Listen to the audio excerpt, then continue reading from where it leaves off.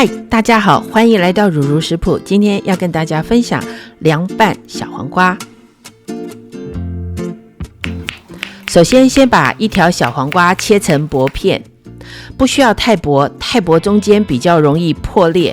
用一颗柠檬中间切一半，使用叉子把柠檬的汁取出。小黄瓜的籽不需要取出，因为柠檬腌小黄瓜的籽不会感觉软烂，而是有弹性的。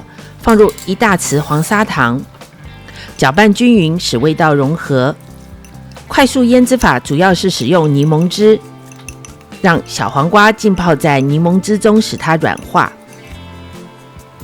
20分钟过后，加入1大匙糖，小黄瓜出水，汁变多也软化了。1/4茶匙的盐，搅拌均匀。再放置20分钟过后，撒上白芝麻就可以吃了。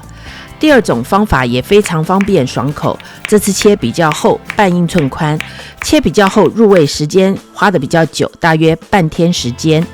甜椒也去头、去尾、去籽。两种方法都不要一次做太多，最好吃多少做多少。做好之后最好在2天之内吃完，因为第2天过后颜色会变比较黄，也不好看，没有第1天好吃了。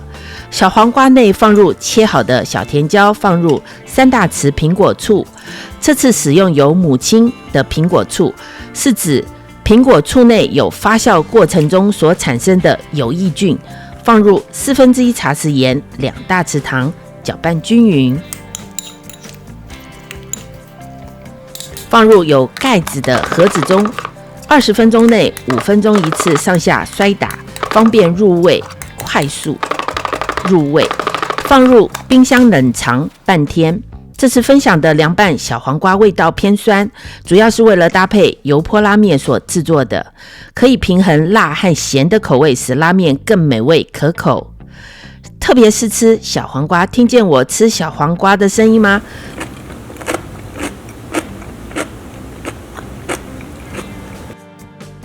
现在试吃使用苹果醋的小黄瓜。两种方法做出来的小黄瓜都很脆，很美味。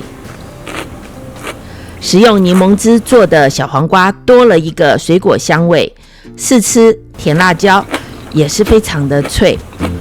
谢谢收看如如食谱，下次见。